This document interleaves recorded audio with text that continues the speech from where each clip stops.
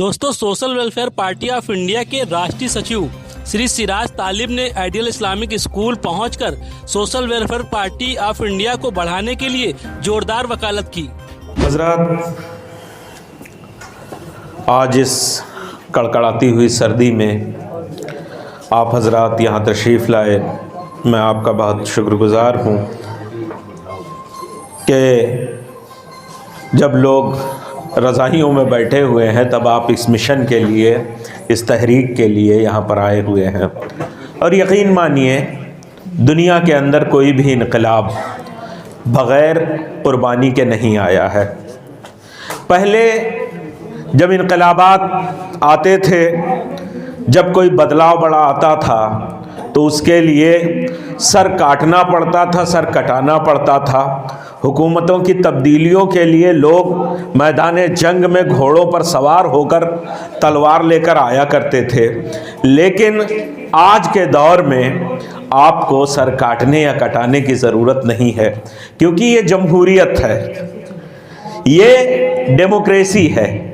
Democracy में फ़ैसला तादाद के ज़रिए होता है, जिसके साथ जिसकी जितनी संख्या भारी उसकी उतनी भागीदारी, जिसका जितना पलड़ा भारी होता है वो उतना ज़्यादा वज़नदार साबित होता है। हिंदुस्तान के अंदर, इस मुल्क के अंदर एक सबसे अच्छी बात है कि यहाँ जमहूरियत है, यहाँ डेमोक्रेसी है, लोकतंत्र है। लोकतंत्र के अंदर लोग अपनी विचारधारा को पेश करते हैं, लोगों को अपने साथ लेते हैं, उससे जोड़ते हैं और उसके साथ वो अपनी पार्टी बनाते हैं, वो अपनी हुकूमतें बनाते हैं। आज भारत के अंदर बहुत सारी पार्टियां हैं, तकरीबन 2000 पार्टियां, 2000 से ज़ायद पार्टियां रजिस्टर्ड हैं। जो लोग अपने अपने ख्यालात के साथ आज मैदान में निकले हुए हैं। आप देखिए कि जब मुल्क आज़ाद हुआ तो इस मुल्क के अंदर कांग्रेस पार्टी थी, जिस पार्टी ने ये कहा था कि हम लोगों के हुकूक की हिफाजत करेंगे, उनको उनका अधिकार देंगे, उनको उनका हक देंगे, और लोगों ने मुत्तहिद होकर कांग्रेस को मजबूत किया। लेकिन आप ये देखिए कि इस मुल्क के अंदर ये जो फ़िरका परस्ती है, ये कहाँ से आई? फ़िरका परस्ती को, सांप्रदायिकता को जन्म कहाँ से मिला? सबसे पहले हिंदू और मुसलमान की बुनियाद कहाँ पड़ी? अगर आप इस पर गौर करेंगे तो आपको पता चलेगा कि 1949 के अंदर जिस बाबरी मस्जिद में उससे पहले नमाज होती थी, अजान होती थी, उस बाबरी मस्जिद के अंदर एक मूर्ति रखवाकर एक विवाद पैदा किया और वहीं से हिंदू और मुसलमानों के दिलों को बांटने का काम किया गया। उससे जब उनको राहत नहीं मिली तो उन्होंने 10 अगस्त 1950 को पार्लियामेंट के अंदर एक कानून बनाया और वहां इंसानियत में फ़र्क किया। कहा कि अब ईसाइयों को और मुसलमानों को सरकारी रिजर्वेशन नहीं मिलेगा, उसमें सरकारी नौकरियों में हिस्सेदारी नहीं मिलेगी। फिर इस सिलसिले को मज़ीद और आगे बढ़ाया गया। उर्दू और हिंदी के नाम पर एक दीवार खड़ी की गई। फिर इसको और आगे बढ़ाया गया, बाबरी मस्जिद में ताला लगवाया गया। फिर इसको और आगे बढ़ाया गया, बाबरी मस्जिद का ताला खुलवाया गया, शिलान्यास हुआ, और धीरे धीरे करके देश के अंदर फ़िरका परस्ती का एक माहौल खड़ा किया गया। जनसंघ के नाम से डराया गया। वो जनसंघ जो 2 सीटों पर बमुश्किल जीतती थी, लेकिन उसका हवा इतना बड़ा खड़ा किया गया कि देश के अंदर लोगों के दिलों में खौफ रहे और खौफ में वोट करते रहें।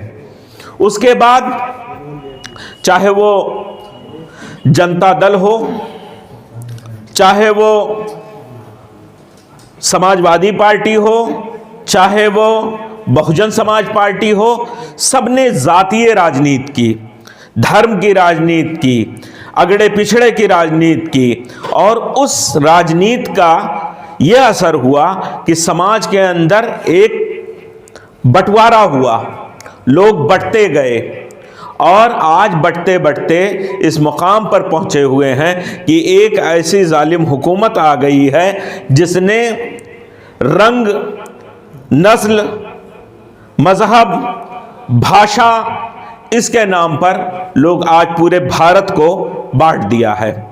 आपको इस पर गौर करना होगा कि आपने इस मुल्क के अंदर सारी पार्टियों को अपनी पार्टी समझा, सबका जिंदाबाद किया। जिसका आपने जिंदाबाद किया वो पार्टी जिंदा और आबाद हो गई, लेकिन आपका मुर्दाबाद हो गया।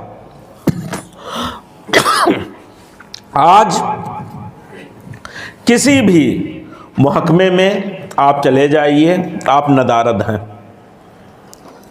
क्योंकि कभी आपको हिस्सेदारी नहीं मिली। आपने हराने और जिताने की राजनीति की, कभी जीतने की या हारने की राजनीति नहीं की। मैदान उसके हाथ में होता है जो मैदान में होता है, जो तमाशा देखता है, कभी मैदान उसका नहीं होता है। इतिहास, जब आप स्टेडियम पे मैच देखने जाते हैं तो आप कितना शोर मचा लें, कितनी ताली बजा लें, लेकिन कभी इतिहास में आपका नाम नहीं लिखा जाएगा, बल्कि कौन लड़ रहा है, कौन खेल रहा है, कौन हार रहा है, कौन जीत रहा है, उसका नाम लिखा जाएगा। राजनीति क्या है? जिन लोगों ने समझा वो आज मुल्क के अंदर अच्छी जिंदगी गुजार रहे हैं। ये जो पॉलिटिकल पार्टी है, इसको समझना होगा आपको, झंडे की अहमियत को समझना होगा आपको, पार्टी की अहमियत को, झंडे की अहमियत को, कायद की अहमियत को, लीडर की अहमियत को समझना होगा। आपको अपने वोट की अहमियत को समझना होगा। चूंकि आप लोग काफ़ी देर से बैठे हैं, मैं बहुत मुख्तसर में कुछ बातें आपके सामने रखना चाहता हूं। ये वोट जिसको हम किसी को हराने के लिए देते हैं, किसी को जिताने के लिए देते हैं, इस वोट की अहमियत क्या है? ये वोट एक ईंट के बराबर है। हम हमेशा उस ईंट का इस्तेमाल किसी के घर को बनाने के लिए करते हैं। हम घर किसका बना रहे हैं? जिसकी ज़मीन है। एक ज़मीन लेकर कांग्रेस आई और उसने कहा कि आप अपने वोटों को, अपनी ईंटों को हमारे ज़मीन पर इकट्ठा कीजिए। आपने पहली बार वोट किया तो बुनियाद पड़ी, दूसरी बार वोट किया तो दीवार खड़ी हुई, तीसरी बार वोट किया तो छत पड़ गया, उनका महल तैयार हो गया और आज 70 सालों से वो उस महल के अंदर रह रहे हैं। उसी तरीके से चरण सिंह जी आए, वीपी सिंह जी आए, चंद्रशेखर जी आए, मुलायम सिंह यादव जी आए, मायावती जी आई, लालू जी आए, नीतीश जी आए, जितने जी आए सब एक ज़मीन लेकर आए और आपने अपना ईंट, आपके पास जो अपना वोट था वो उनकी ज़मीन पर लगाकर आपने उनका मकान तैयार कर दिया। वो अपने मकान में सुरक्षित हो गए, लेकिन आप आज दर बदर की ठोकर खाने पर मजबूर हो गए, क्योंकि ज़मीन जिसकी होती है मकान उसका होता है, ईंट जिसकी होती है मकान उसका नहीं होता है। तो आज उनके पास महल है, परिंदे भी नहीं रहते पराए आशियानों में, तुम्हारी उम्र गुजरी है किराए के मकानों में। आप हजरात, हम लोग, हमारे बुजुर्ग ये समझते रहे कि हम अगर अपनी ईंटें लगा देंगे तो कल को वहाँ सर छुपाने की जगह मिल जाएगी, लेकिन हमें कभी ऐसा नहीं मिला। इसी तरीके से जो लोग देश के अंदर क़यादत के लिए आए, लीडरशिप के लिए आए, बड़ी बड़ी बातें करते रहे, उन लोगों ने कभी मुल्क के साथ वफा किया ही नहीं। ना उन्होंने अपने साथ वफा किया, ना और किसी के साथ वफा किया, क्योंकि ये खुद अपने भाइयों की रोटी खाने वाले लोग हैं। सिर्फ इन्होंने अपने घराने को मजबूत किया। आप देखिए कि पिछड़ों के नाम पर मुलायम सिंह यादव जी सरकार बनाते हैं, लेकिन जब उनकी सरकार बनती है तो उसका फ़ायदा सिर्फ और सिर्फ यादव जी लोगों को होता है, और वो भी जो आपके ईटा, इटावा, मैनपुरी, कन्नौज और आसपास के लोग हैं, यादव जी हैं, उनको ज़्यादा उसका फ़ायदा मिलता है। बाकी जो पिछड़े लोग थे, दूसरी पिछड़ी जातियाँ थीं, तेली, तमोली, राजभर, मल्लाह, जायसवाल, इस तरह के जो और पिछड़े लोग, तो उनका भी उन्होंने जो हक था, हिस्सा था, वो सिर्फ यादवों को दे दिया। मायावती जी जब पार्टी नहीं बनाती हैं, उससे पहले दलित होता है, लेकिन जब वो पार्टी बना लेती हैं तो दलित अति दलित हो जाता है, क्योंकि उन्होंने वफा किया ही नहीं, ईमानदारी उनके खमीर में थी ही नहीं। उन्होंने सिर्फ और सिर्फ जाटों को फ़ायदा पहुंचाया उससे।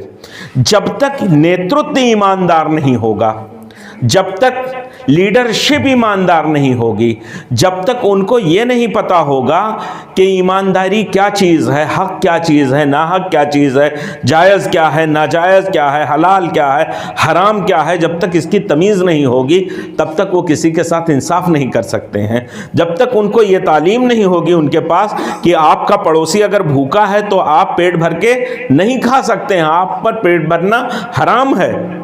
जब तक आपके पास ये तालीम नहीं होगी कि जुल्म है, वो किसी के खिलाफ जुल्म नहीं होना चाहिए, आपको मजलूम के साथ खड़ा होना चाहिए, जब तक आपके पास ये तालीम, आपका लीडर उसके पास ये तालीम नहीं होगी कि किस तरह से लोगों के साथ इंसाफ करना है, किस तरह से लोगों को हुकूक देना है, जब तक ये चीज़ नहीं होगी तब तक किसी भी कौम का, किसी भी समाज का भला नहीं हो सकता है।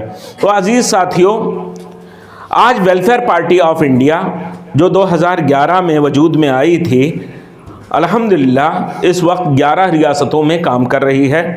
केरला, कर्नाटका, तमिलनाडु, आंध्रा, तेलंगाना, महाराष्ट्र, गुजरात, राजस्थान, दिल्ली, यूपी और वेस्ट बंगाल में। और आप देख सकते हैं आज का दौर वो दौर नहीं है कि जंगल में मोर नाचा किसने देखा। आज का दौर वो है कि अगर कुछ भी होता है तो वो सारी चीज़ें इंटरनेट के ज़रिए लोगों तक पहुंच जाती हैं।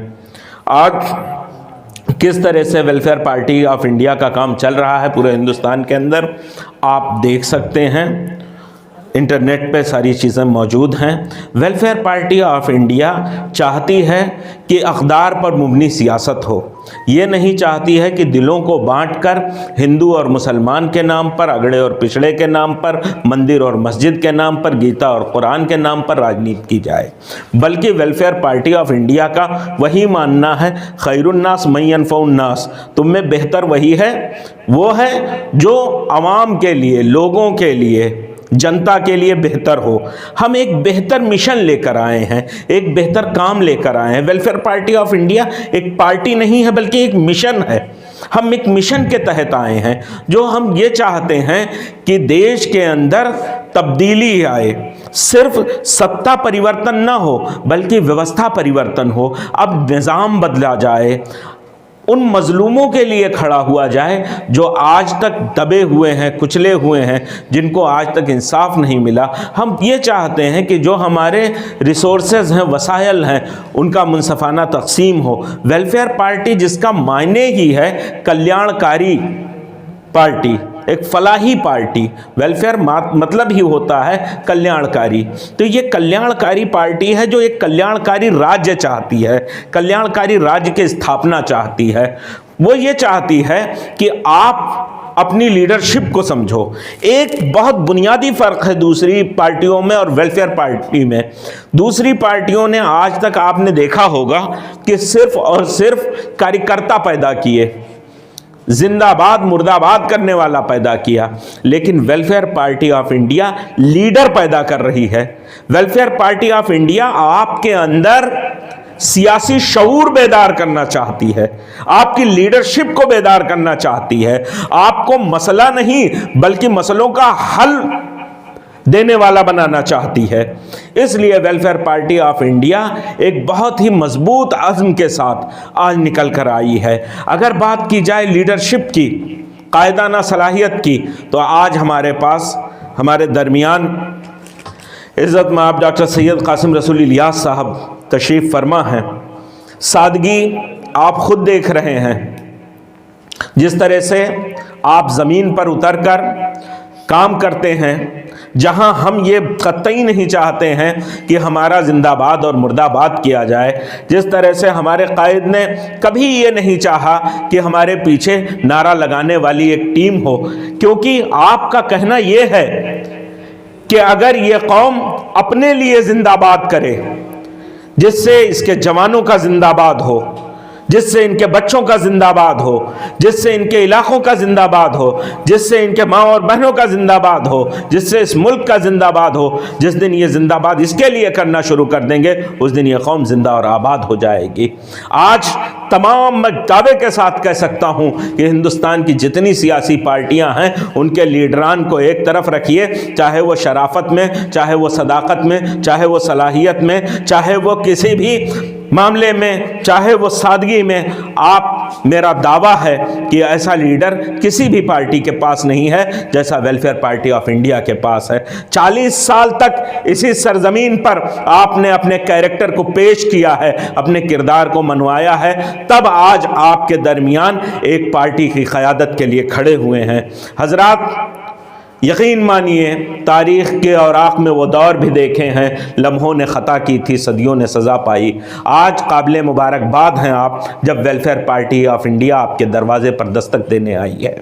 हिंदुस्तान के अंदर जितनी भी पार्टियां हैं, आप देख लीजिए कि वो किस नहज पर काम कर रही हैं, किस तर्ज पर काम कर रही हैं। कोई क्षेत्रीय दल है, इलाकाई पार्टी है, कोई ज़बान की पार्टी है, कोई भाषा की पार्टी है, कोई ज़ात की पार्टी है, यहाँ तक कि पार्टियों के नाम के साथ उनका फ़िरका, उनका समुदाय लगा हुआ है।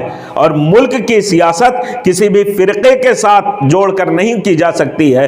एक और सवाल आप लोगों के भी जहन में होगा कि बहुत सारी पार्टियां आती हैं जो मुसलमानों की बात करती हैं, तो मुसलमानों को उनके साथ जाना चाहिए। भाई, मुस्लिम मजलिस थी, मुस्लिम लीग थी, जब देश आज़ाद हो रहा था तो मुस्लिम लीग भी थी, कांग्रेस भी थी। मुस्लिम लीग क्यों कमज़ोर साबित हुई? क्योंकि उसके साथ मुस्लिम नाम लगा हुआ था।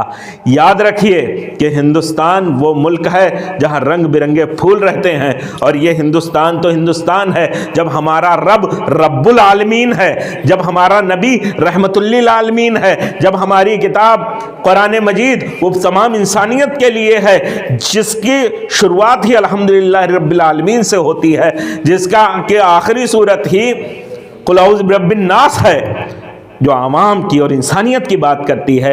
जब आप सिर्फ एक कौम की बात करेंगे, जब सिर्फ एक समाज की बात करेंगे, तो आप कभी कामयाब नहीं होंगे, क्योंकि सिर्फ एक कौम की बात, एक तबके की बात करने वाले को अल्लाह कामयाब नहीं करेगा, क्योंकि आपको सारी चीज़ें बताई गई थी।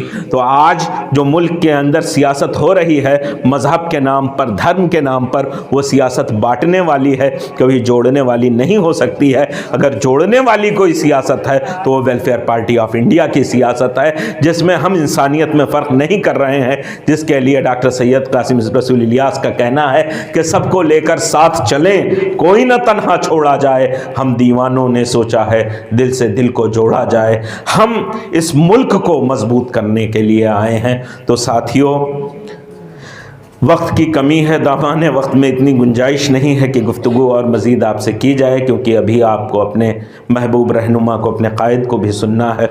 तो मैं बस इसके साथ कि आज वेलफेयर पार्टी ऑफ इंडिया आपकी अपनी पार्टी है, इसके साथ जुड़िए, मेरी हिम्मत को सराहो, मेरे हमराह चलो।